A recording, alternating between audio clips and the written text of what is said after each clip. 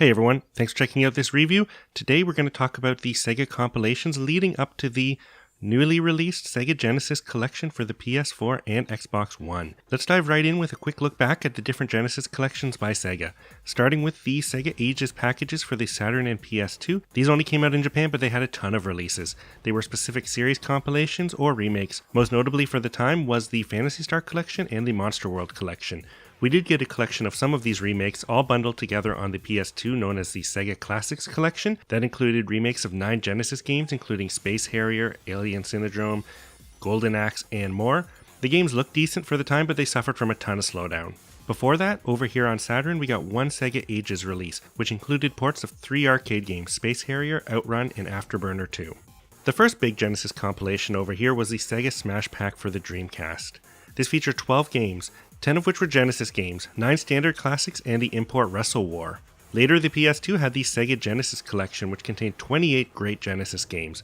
This included some titles that wouldn't be released in the PS3 compilation, and the only game that is completely exclusive here is Echo Jr. That wasn't included in the next-gen version or this release. The game also featured 5 unlockable arcade titles. Many of the platforms from that era also had Sonic collections. These contained many Sonic games, including the Sonic & Knuckles base game and combo with Sonic 3. The Plus version of these compilations also included a bunch of Game Gear titles, and they're still worth checking out. Which moves us on to the last big compilation, Sonic's Ultimate Genesis Collection, which was released for the PS3 and Xbox 360. This was the most complete collection to date. It included 40 Genesis games and 8 unlockable arcade and Master System titles. At this point, it's also worth mentioning all the versions of AT Games Genesis Flashbacks. These are standalone consoles that have a bunch of Genesis games on them, but they're pretty bad and best avoided. Even though they have several extra games that haven't been released on these compilations, you're better off just playing any of these other collections. And that brings us to this big release, the Sega Genesis Collection for the PS4 and Xbox One. This includes 50 Genesis games, it has online multiplayer, save states, and a rewind feature.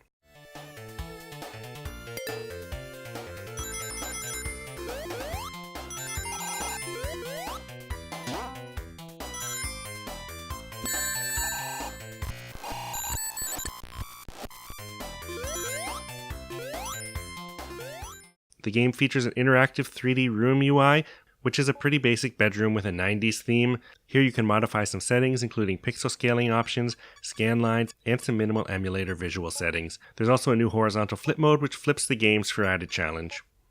Overall, the room design is really bland. You can't really do any customization to it. You can't change any of the decorations, not even the posters or anything lying around the room. It would at least be cool to be able to change the props or bed sheets or posters, just something to give the room a bit more of a personal feel. The only thing you can change here is kind of the border feel for the emulator, so those are kind of neat that they have those options, but again, I wish there was more customization here. The big menu in this room is a shelf that holds all your game boxes. This is where you select your game. A huge complaint here is that the design of the game box spines don't match the actual artwork from the games that came out. All of the games are presented in a black box style where many of them should be red. I'm not sure why they did this. It's obvious they wanted all of the games to look the same, but for a game that's really trying to capture that nostalgia, I think they should have gone with the original art for each box. It's not just the box spines too, the cartridges all use the same bland art that don't match the art that were on the original games.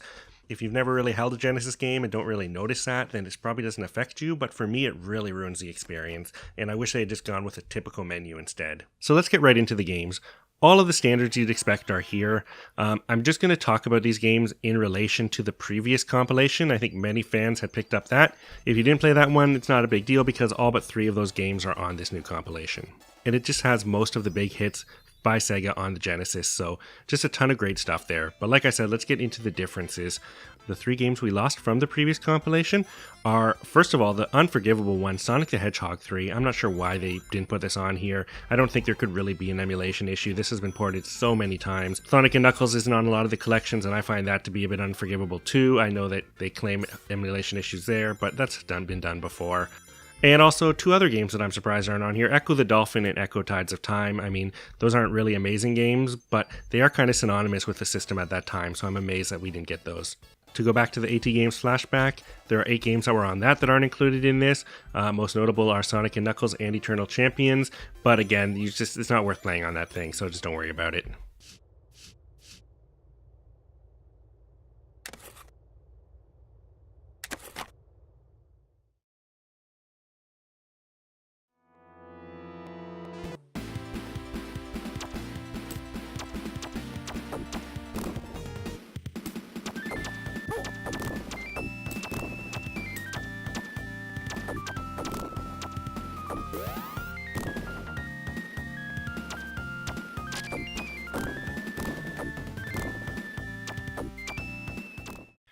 So getting into all of the new games that we did get on this thing, and there's quite a few.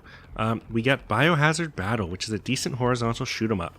Alien Storm is a run and gun shooter by Treasure. It kind of feels like a spiritual successor to Gunstar Heroes, which we'll get to later, but it is a cool game that was technically released in North America, it was only available through the Sega channel. So a lot of people that didn't have that download service never even knew it came out over here, but it's definitely worth checking out.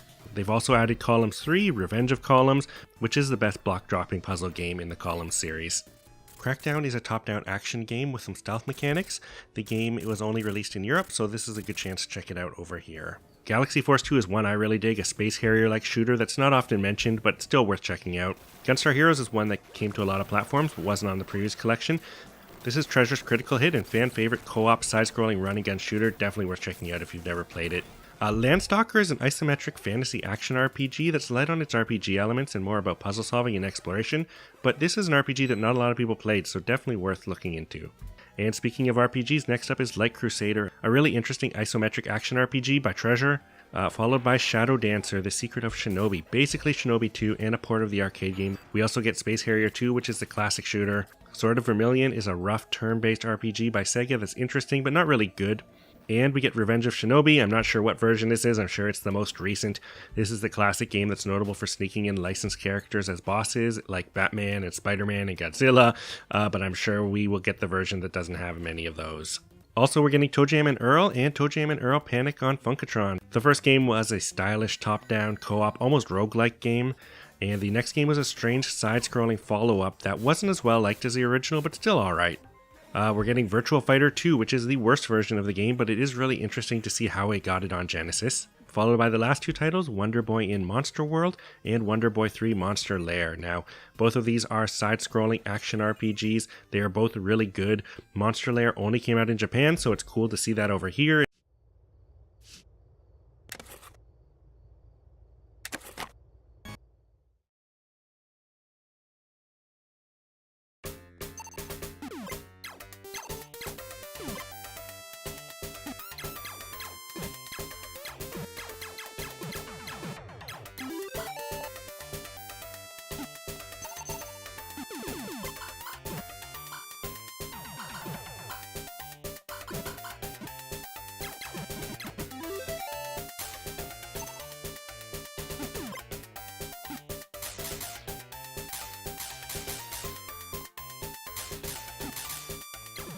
There doesn't seem to be any unlockable games like the previous ones, which had unlockable Master System and arcade games and even had interviews and stuff with the creators, so a whole bunch of extra content that was on the previous release is missing here, and that's a real shame because this isn't an ultimate collection, you know. I feel like I still have to hold on to my PS3 version because there's enough on there that's not on here, and I think it's a shame. The games that are missing do worry me a bit, and there is still space on the shelf, so I really hope they're not going to put that out as DLC. It seems like something scummy a publisher would do right now, so I hope that's not the case, but I mean, I guess that's better than nothing. It just would be a shame if they held games back for that. So overall, it is a great collection. It's just a shame that it's not the penultimate collection of Genesis games, but I guess we'll take what we can get. It's not a deal breaker because it is such a great package. With some welcome additions, it just feels like a bit of a letdown. So that's really it. I mean, by this point, you should know if you want it or not. There's no Switch version announced yet, but I would bet that will come soon. It's just a no-brainer. I think that would kill on that system, and the co-op play would be great. So again, nothing announced, but I would be surprised if we didn't see that within the year. Thanks for checking out this review. We're going to get to a Street Fighter 30th Anniversary Collection review this week as well, so subscribe and stay tuned for that, and I'll see you guys next time. Bye!